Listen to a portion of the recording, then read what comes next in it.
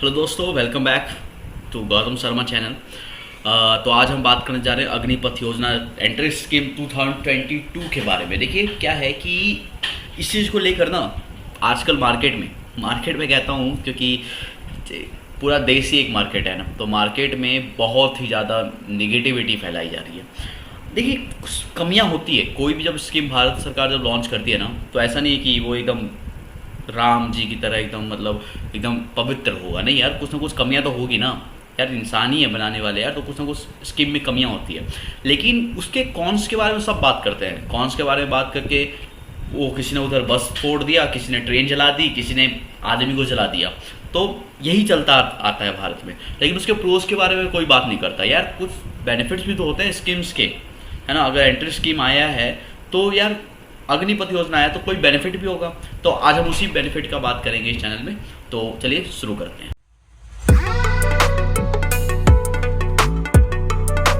Basically Agnipath है क्या?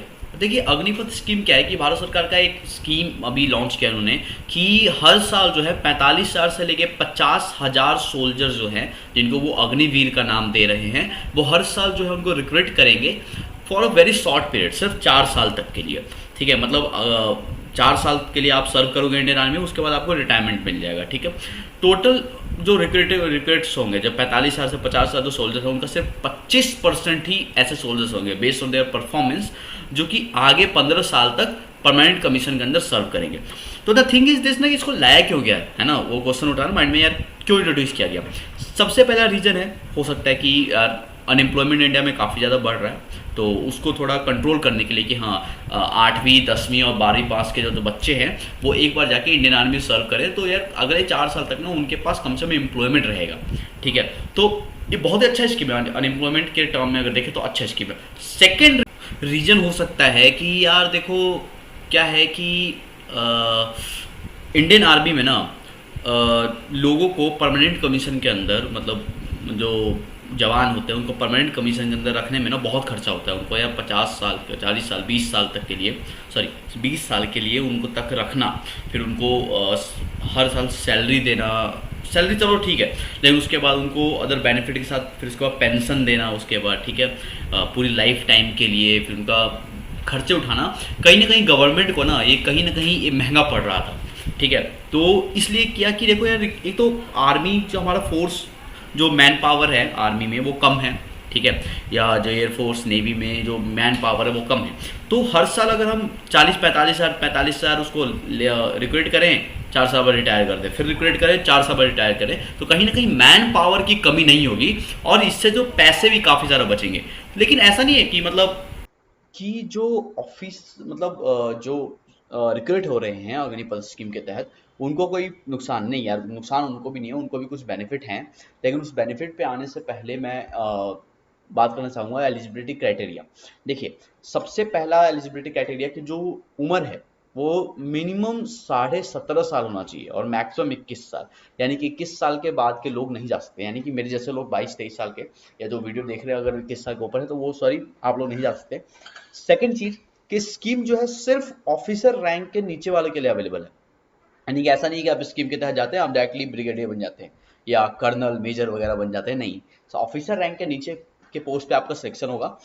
Third चीज की ट्रेनिंग जो है इसका 6 मंथ चलेगा, यानी कि 4 साल के पीरियड में आपका 6 महीने आपके ट्रेनिंग और 3.5 ईयर्स आपका डिप्लॉयमेंट होगा।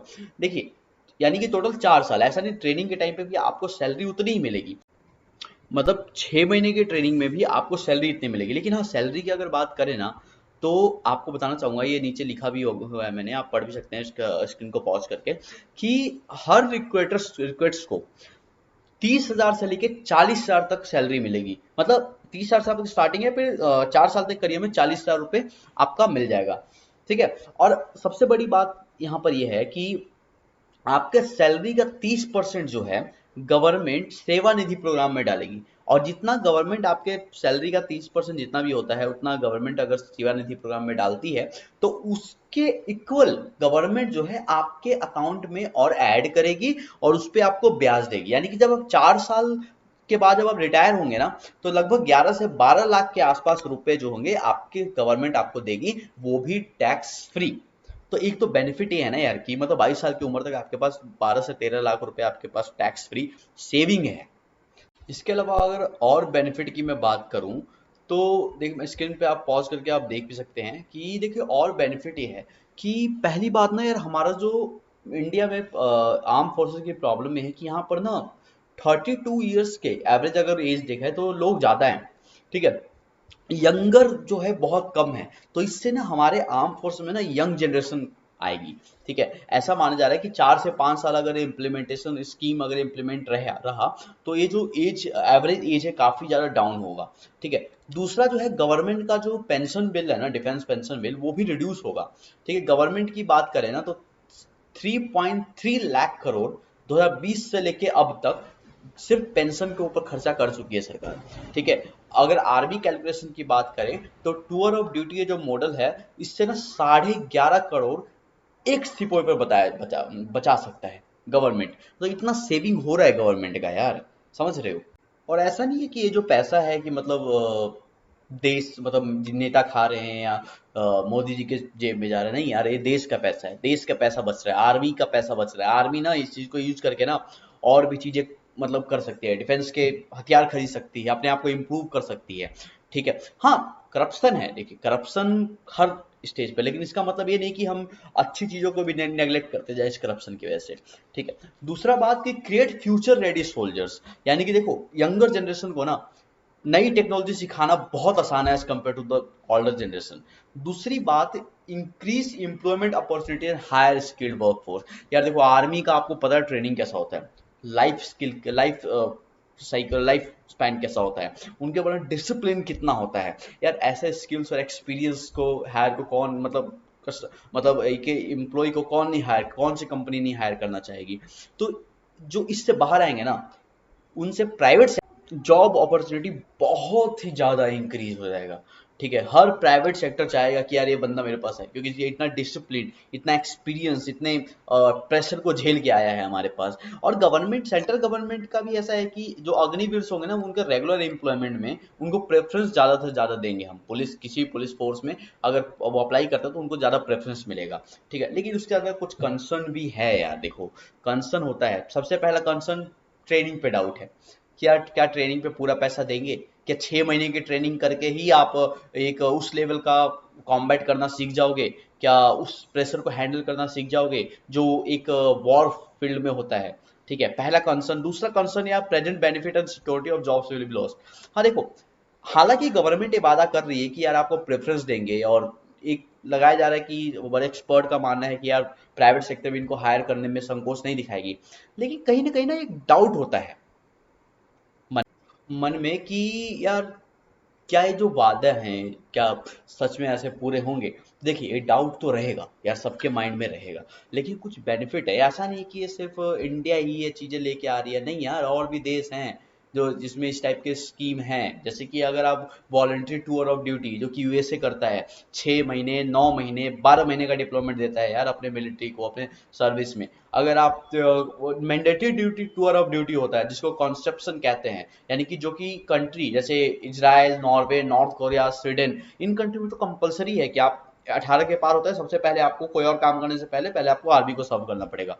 तो भारत भी उस स्टेट में कदम रख रहा है तो बुराई क्या है, ठीक है। लेकिन कुछ ना समझ लोग आएंगे, इस टाइप के दंगे कर देंगे, यार क्या जरूरी है यार, प्रॉपर्टी है, भारत की प्रॉपर्टी है, ऐसे जलाना बंद करो, इससे कोई बेनिफिट नहीं होगा यार। तुम लोग पढ़ाई के नाम पे एस्पायरेंट नाम दे रहे हैं इनको, एस्पायरेंट, कि एस्पायरेंट है, स्टूडेंट हैं।